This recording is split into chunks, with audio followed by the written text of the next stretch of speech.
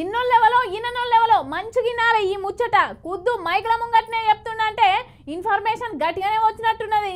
ఇప్పటికీ రాజకీయాలలో నీడను కూడా నమ్మరు. ఇక ఈ ముచ్చటిన్నాక ఎట్లుందో ఎంత దుమారం ఉంటుందో మరి.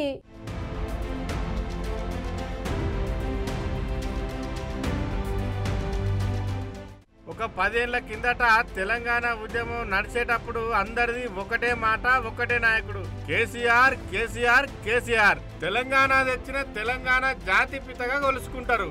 అయితే రాష్ట్రం ఏర్పడి సార్ ముఖ్యమంత్రి అయినాక అధికార పార్టీకి అపోజిషన్ పార్టీ కూడా ఉండాలి కదా. జాతీయ పార్టీలతోని పోటీ పడి అధికారంలోకి వచ్చిన పార్టీ కాబట్టి అప్పుడు ఉద్యమంలో కేసీఆర్తో కలిసి తిరిగినోళ్ళు ఇప్పుడు వేరే పార్టీలలో కూడా కొంతమంది ఉన్నారు. అయితే పార్టీ ఏదైనా కానీ కేసీఆర్ మాట వెంటనే నడుస్తున్నారని అంటారు బీఆర్ఎస్ యువ నాయకుడు పటోల కార్తిక్ రెడ్డి. కేసీఆర్ బీజేపీ పార్టీలో కేసీఆర్ గారి అనుకూల వర్గం కేసీఆర్ గారి ఒక వ్యతిరేక వర్గంగా చీలిపోయింది.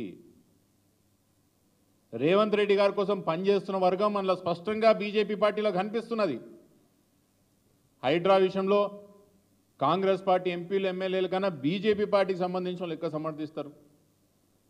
మూసీ విషయంలో ఇప్పుడిప్పుడు ఏదో బయటకు వచ్చేదో చెప్తున్నారు కానీ మొదల్లో మూసీ కూడా అట్లనే సమర్థించే ప్రయత్నం చేసిండ్రు. ఇన్నారు కదా గదన్నట్టు ముచ్చట.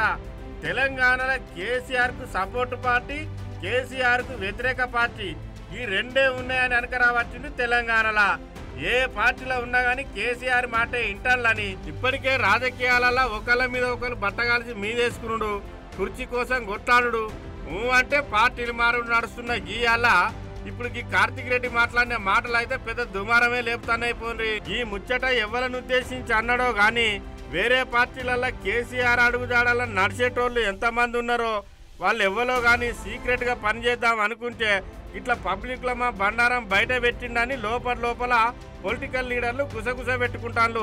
ఈ అన్న మాట నిజమే అయితే అభిమానాన్ని ఎవ్వరు ఆపలేరు కాబట్టి వేరే పార్టీలో ఉన్నా కూడా కేసీఆర్ అడుగుజాడాలని నడిచేది మేమే అని అభిమానంతో ముందుకొస్తారో లేకుంటే అలా పార్టీలో దొరకవచ్చి బయటికి నెట్టేసేదాకా చూస్తారో గాని ఇక చూడాలి మరి ఏం జరుగుతుందో ముందట అని అంటానికి ముచ్చట తెలిసిన జనాలు.